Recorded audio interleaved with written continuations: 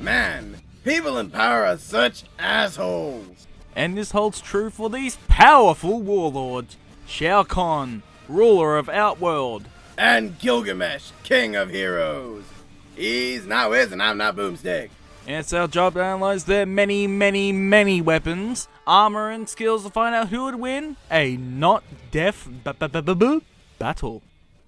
Outworld, it sucks. The end. That's a simple rule of thumb. But the rule of Outworld is actually Onaga, or at least it was. Onaga was a giant dragon man that was so strong that Shao Kahn decided to poison the fucker instead of fight him head on. And so the pussy known as Shao Kahn became ruler of Outworld, and even a bigger dick than before. And Shao Kahn is no joke. He is certainly a powerful motherfucker. Standing at 7'2", he towers over almost any fighter who isn't a forearm freak of nature. And sometimes he even towers over them. Consistency? The fuck is that? Shao Kahn has lots of ways to attack his foes. One of his favorites being the Wrath Hammer. A giant, hammer that he can summon out of Lord who knows where to bash his opponents into mush. He can manipulate, erase, and generally fuck over minds, just like Donald Trump, and uses magic to enhance his strength and abilities. He can ram you with charging spike things, fireballs from the mouth, laser beams from his eyes, okay, Superman, throwing magic spears out of nowhere, magic, and deflecting shots back to sender with his Emperor's shield, which is not really a shield, just an energy barrier, but whatever. Somehow, he also has mastery of 2 variants of Chinese Kung Fu, Taiju and Wei Hei, or however you say it. Despite living in a totally different dimension Earth, that's like a Martian knowing Taijutsu, it's just ridiculous. Ignoring that, Shao Kahn is an incredibly powerful character. He has defeated basically every mortal combatant, even Raiden, with notable victories being against Raiden again, Johnny Cage, Sonya Blade, and the entire realm of Edenia, as well as Oshtik. He even did the unthinkable for a villain. He won. The gasp! He achieved his goal and was only beaten by Raiden's bullshit retcon powers. What is he, TC? But truthfully, he lost because he arrogantly gave Raiden the time to turn back the clock instead of killing him then and there, showing his greatest weakness. He's an arrogant bastard, often allowing time for one to just stand up and fly kick him in the face. Although at times his laugh is shown to regenerate his health by a small portion. And he's also a huge dick. Seriously. You approve? How could you? My own father! I am your emperor! Your father was a weakling Edenian king. I annihilated him while merging his realm with Outworld, and took his queen as my wife. If only I had not allowed Sinbel to convince me of your worth. But now, I have a true daughter! Raiden was right. You have lied to me my entire life. Escort her to the tower. I will make an example of her. What an asshole! What a cock! A tough cock. Oh yeah. I mean fighter. Cause he survived being punched through the chest with little to no problems afterwards. He can also survive getting blasted by Raiden's lightning, even when supercharged by the Elder Gods themselves. Of which, just a brief shot when he's at normal power straight up killed a guy. He's strong too. Not only can he swing that Wrath Hammer like it's nothing, but he can uppercut someone several meters away, smash someone with his hammer so hard that they completely explode into organs, gore, and red sauce, then rip someone as large as a Shokan in half with his bare hands. Oh, and that exploding one he can do on Shokans too. He is also pretty hard to intimidate since he's a male stripper and all. I won't go into detail. He sees these all-powerful Elder Gods increase the strength of another god with their own, and what does he do? Looks mildly intrigued.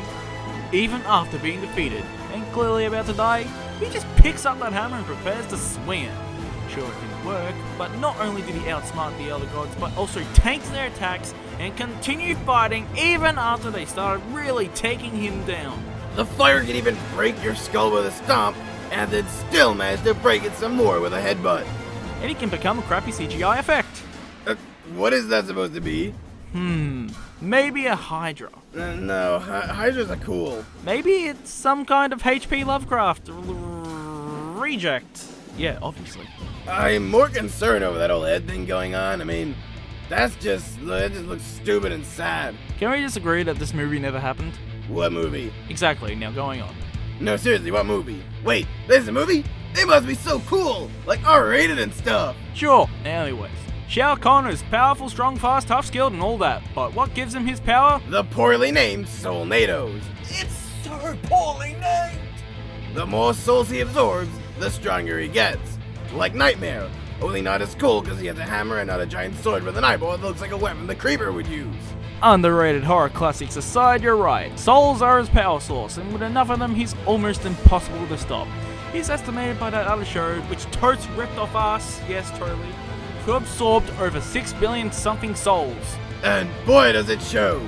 He smashed through Melina's magical barrier in Armageddon, defeated Kung Lao with ease in Mortal Kombat 3, cloned himself to avoid assassination or something like that in Deadly Alliance.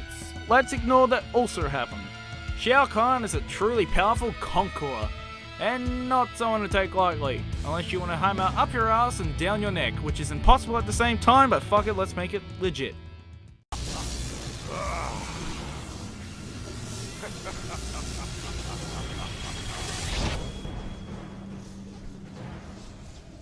An anemic effort from ineffectual deities.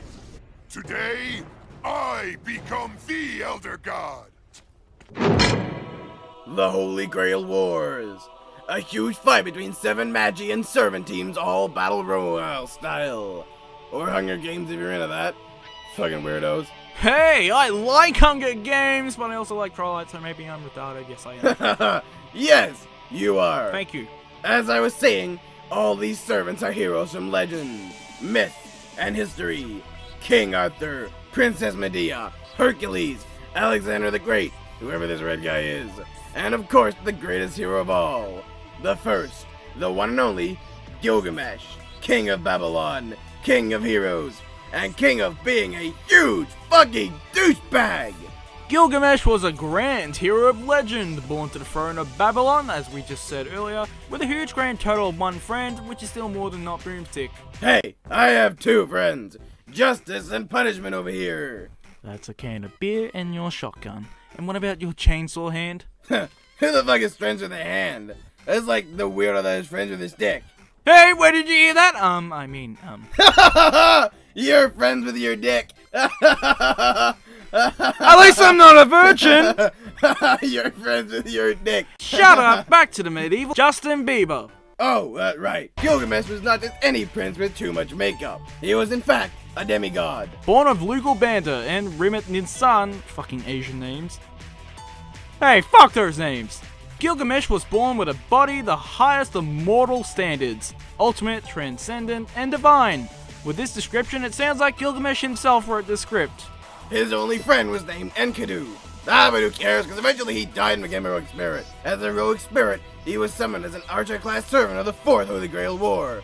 And in that regard, he's ridiculously overpowered. His noble phantasm is known as the Gates of Babylon, and it's fucking ridiculous. Seriously, have you ever fought someone who threw their sword?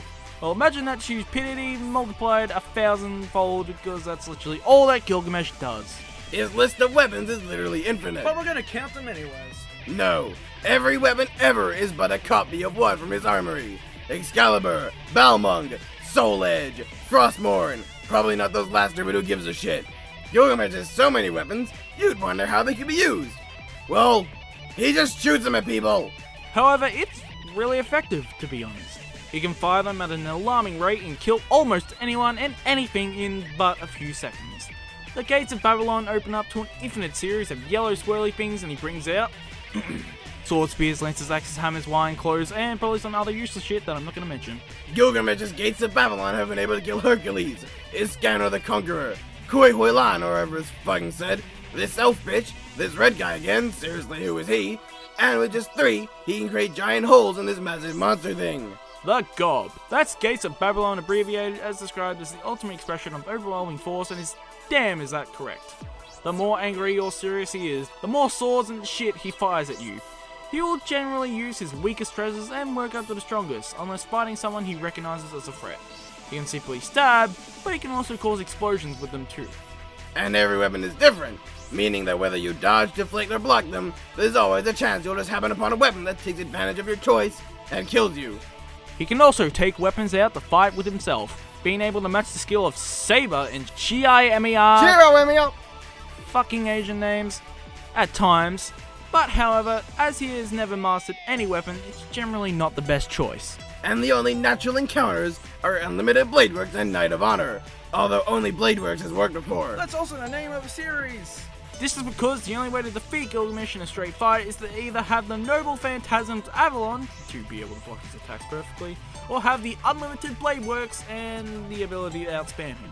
His lists of weapons include Bullworker, Kaladabulg, Dainsleeve, Durandal, Gaybold, That's gay. Graham, Harfe, Gotengeki, Merodach, Vajra, and Vimana. But if you're considered worthy, Gilgamesh will bust out his two graded weapons.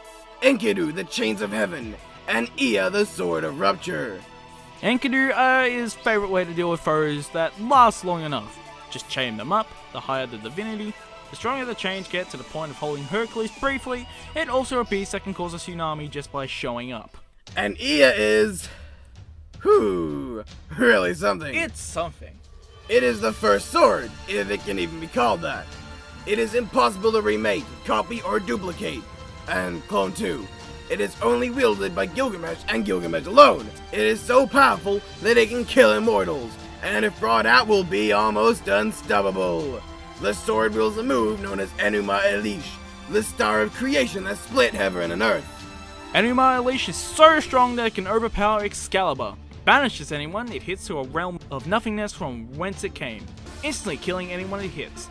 It can destroy the entire Ione Heteroi reality marble, and nothing it hits can ever return. And can drop these free galaxies or whatever he wishes should he really get really pissed off. Ea is the only anti-world noble phantasm, and is by far the strongest weapon in all of Fate. And Gilgamesh is in turn the strongest servant, only beatable if one has Avalon or Unlimited Bladeworks, as we've said. But if you get close, you'll find another issue, his golden armor. Which, by the way, is so tough that only Excalibur, at full power, has been able to cut clean through it. But considering he wields an invisible sword, mystic power that reflects anything, unbreakable chains, and a sword capable of destroying creation itself, yeah. Well, physically it's not that strong. He's around the same speed as Saber, if not slightly slower. And Saber can reach near light speeds, as said in our crossover episode with #GoWatchIt. Hashtag shameless self-promotion. Yep. He's even so damn powerful that not even all the evil in the world can corrupt him. And with cast off AOU, whatever, he can strip down to literally nothing and make any girl in the world wet. Apparently even lesbians are turned on by him, but not homosexual men because reasons. Wait, what the fuck? Yeah, that's a thing. Oh, and he can travel through space apparently. Ignoring that, Gilgamesh is basically unstoppable. When he gets serious, look out, because Gilgamesh is one powerful asshole motherfucker.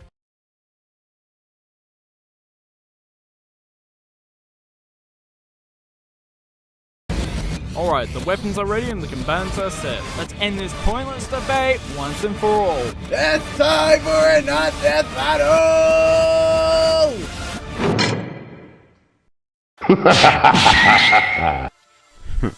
The world is my garden. Who said you could play with it, Mongol? Don't make me laugh. Who said you could talk to me, Mongol? I am beyond your pathetic comprehension. Mongol, you have just made a mistake. To challenge your king is to request for death itself. Prepare to die. Fight! Mongrel, you have no chance to win.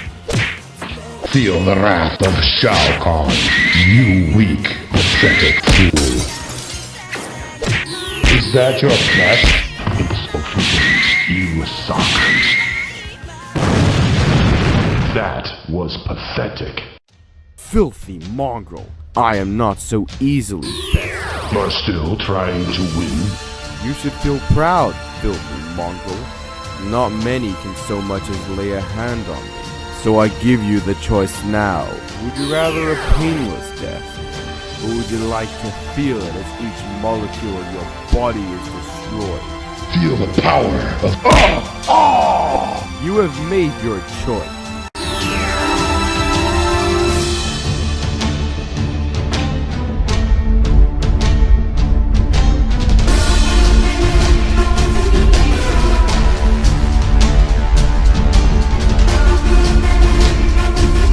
Ma Elish!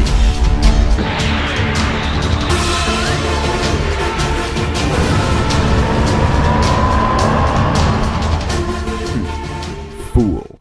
You never had a chance.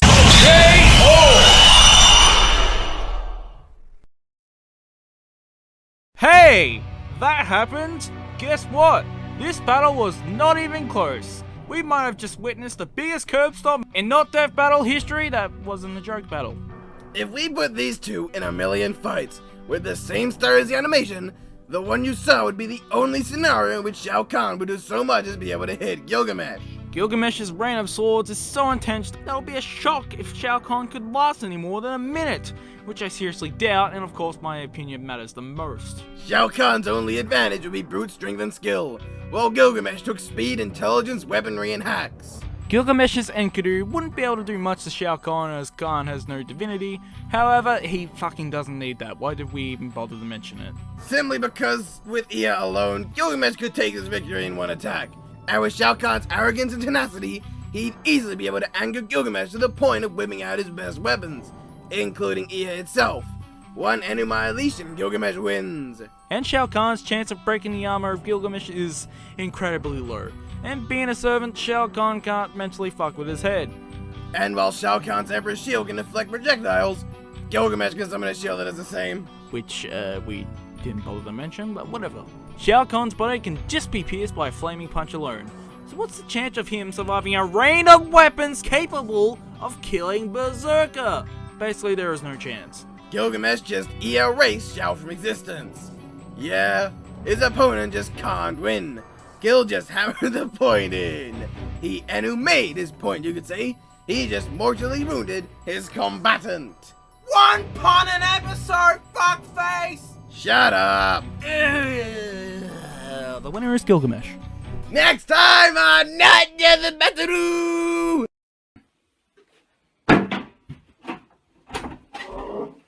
God damn it!